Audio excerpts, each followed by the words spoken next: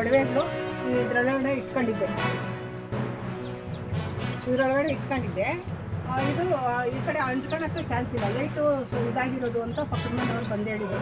ಬಂದು ನೋಡೋಪಟ್ಟಿಗೆ ನನಗೆ ಅನುಮಾನ ಬಂದು ಇದು ಯಾವಾಗ ಲಾಕ್ ಓಪನ್ ಆಗಿತ್ತು, ಅವರ ಪರ್ಸ್ ಯಾವಾಗಿಲ್ಲ ಅವಾಗ ಇದು ಯಾರೋ ಮಾಡಿರೋದು ಫಸ್ಟು ಅಂತ. ಬಾಗಿಲು ಬೀಗ ಅದು ಬೀಗ ಹಾಕಿರೋ ಬೀಗ ಹಂಗೆ ಇತ್ತು. ಬೀಗ ಇಟ್ಟಿಲ್ಲ ನನಗೆ ಮನೆ ಬೀಗ ಗಾಡಿದಾರೆ, ಮನೆ ಬೀಗ ಸಿಕ್ಕಿಲ್ಲ. ಅವನ ಅಪ್ಪ ಒಂದು ದಿನ ಹೇಳಿದ್ ನಾನು ಅದ್ರಾಗ ಎಲೆಕ್ಟ್ರಿಕ್ ಐತೆ ಅಂತ, ಅದನ್ನ ನಾನು ಅದರಲ್ಲಿ ಬೀಗ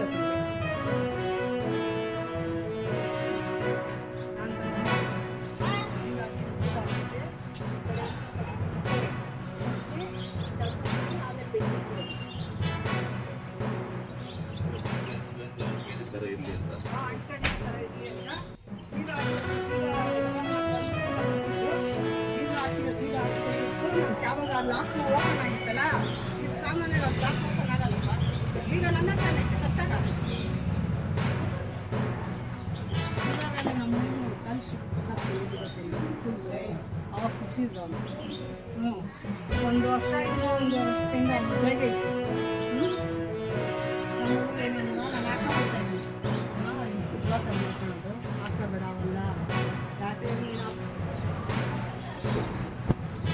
ಇವತ್ತು ನಾವು ಈಗಾಗಲೇ ನಾವು ಮೇ 1ನೇ ತಾರೀಕಿಂದಲೇ ಕುಡಿಯೋ ನೀರಿನ ಅದಾಲತ್ಗಳನ್ನು ನಗರಸಭೆ ತಾಲೂಕು ಗ್ರಾಮ ಪಂಚಾಯತಿಗೆ ಹಮ್ಮಿಕೊಳ್ತಾ ಇದ್ದೀವಿ.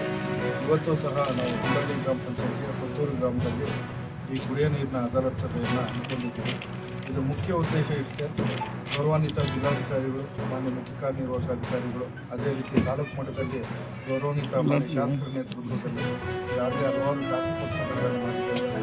ಅವರೆಲ್ಲರ ಮುಖ್ಯ ಉದ್ದೇಶ ಈ ಬೇಸಿಗೆ ಕಾಲದಲ್ಲಿ ನಾವು ಕುಡಿಯೋ ನೀರನ್ನು ಎಲ್ಲಿಯೂ ಸಹ ಕುಡಿಯೋ ನೀರು ಸಮಸ್ಯೆ ಉದ್ಭವ ಆಗಬಾರ್ದು, ಅದಕ್ಕೆ ಸಂಬಂಧಪಟ್ಟಂತೆ ನಾವು ಮುಂಜಾಗ್ರತಾ ಕ್ರಮಗಳನ್ನು ಕೈಗೊಳ್ಳಬೇಕು ಅನ್ನೋದೇ ಇದರ ಮುಖ್ಯ ಉದ್ದೇಶ.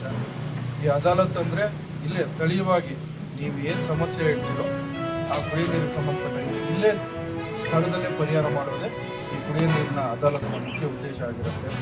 ಈಗ ನಿಮ್ಗೆಲ್ರಿಗೂ ಒಂದು ಸಿಹಿ ಸುದ್ದಿ ಏನು ಅಂದರೆ, ಈಗ ಆಲ್ರೆಡಿ ನಿನ್ನೆ ಮೊನ್ನೆ ಶಾಸಕರನ್ನ ನಾವೆಲ್ಲ ಭೇಟಿಯಾಗಿ ರಿಕ್ವೆಸ್ಟ್ ಮಾಡ್ಕೊಂಡು ನಾವು BO ಮತ್ತು ವಾಟರ್ ಸಪ್ಲೈ ಮತ್ತು PDO ಎಲ್ಲರೂ ಹೋಗಿದ್ವಿ. ಇಲ್ಲಿ ಸುಮಾರು ಖಾಸಗಿ ಕೊಳವೆ ಬಾವಿಯಿಂದ 4 ಊರಲ್ಲಿ ನಾವು ನೀರನ್ನು ಸಪ್ಲೈ ಮಾಡ್ತಾ ಇದ್ದೀವಿ. ಗ್ರಾಮ ಪಂಚಾಯತ್ ಮುಖ್ಯವಾಗಿ ಚಿಕ್ಕೂರು ಆಗಿರ್ಬೋದು, ಚಿಕ್ಕಪುರ ಆಗಿರ್ಬೋದು, ಬುಕ್ನಳ್ಳಿ ಆಗಿರ್ಬೋದು. ಈಗ ಆಲ್ರೆಡಿ 2 ಹಳ್ಳಿಯನ್ನು ನಾವು ಸಾಲ್ವ್ ಮಾಡಿದ್ವಿ ಅಂತೇಳಿ PDO ಅವರು ಹೇಳಿದ್ರು. ಈಗಲೂ ಮೊನ್ನೆ ಶಾಸಕರು ಮುತುವರ್ಜಿ ವಹಿಸಿ ಇವತ್ತು ಬೋರ್ವೆಲ್ಲನ್ನು ಕಳಿಸಿದ್ದಾರೆ. ನಮ್ಮ ಬುಕ್ನಳ್ಳಿ ಮತ್ತು ಚಿಕ್ಕೂರು ಮಧ್ಯ ಒಂದು ಒಳ್ಳೆ ಪಾಯಿಂಟನ್ನು